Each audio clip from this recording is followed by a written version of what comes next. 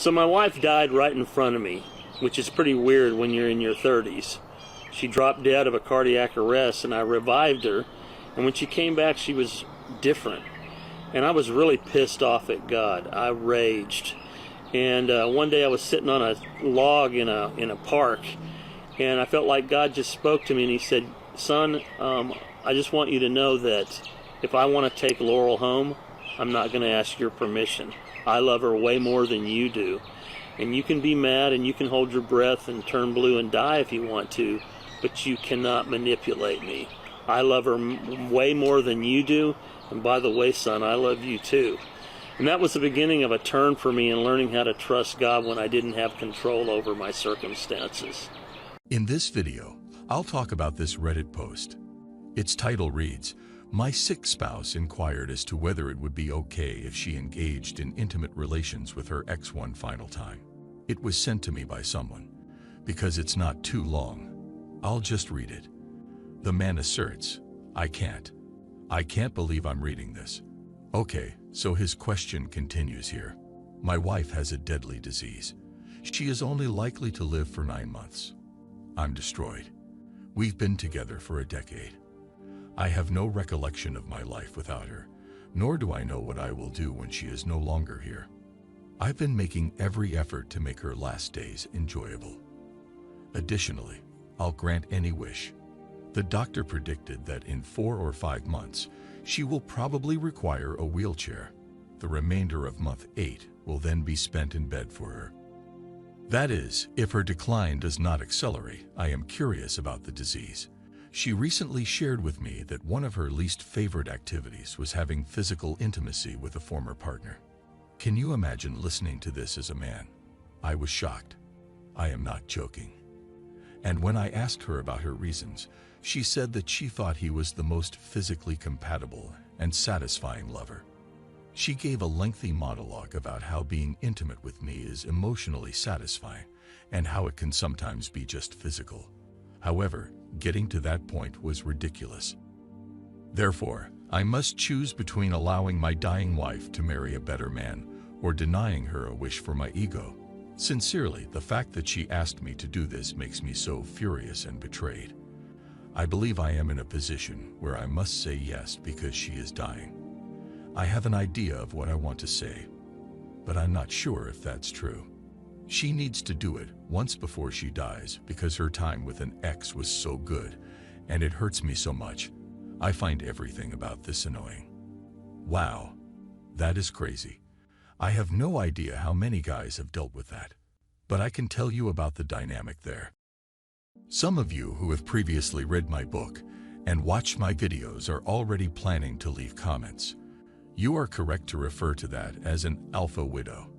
This married woman wants to go out with a guy she used to date because he was better and more fulfilling than our friend who is writing this Reddit post. So, what's happening?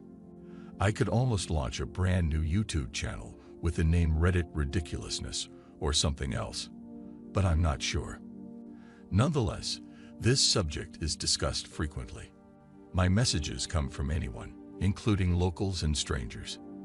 Consequently, this woman has lost her husband, an alpha.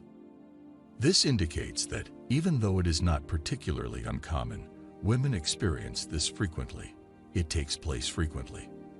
Therefore, women typically go through their epiphany phase in their late 20s, regardless of whether they are married or have been dating for some time. Someone will have to give up something for about 30 people. To put it another way, I will simply accept the quote. Chris Tucker, or Chris Rock, whose name I can't remember, performed one of the stand-up routines. They were talking about the most common reason why women are angry with their partners. Additionally, the joke's punchline is that you are not her first choice. At this point, the audience naturally breaks out in laughter, and everyone is having a good time. Then, as the camera moves around the faces of these couples, you can see that the guys are looking over, and she's either looking at her girlfriend or nodding her head. I believe, true. It's true, and an alpha widow is precisely that. A woman longs for a guy from her past who made her feel like an upperclassman. Alpha seed package is typically the larger, more powerful, and more muscular individual who is physically dominant. If you comprehend what I'm talking about, he might have had somewhat more ability and gave her pretty much all she was worth. She also wants the man for a very long time. For a variety of reasons, many women have considered former partners with whom they broke up.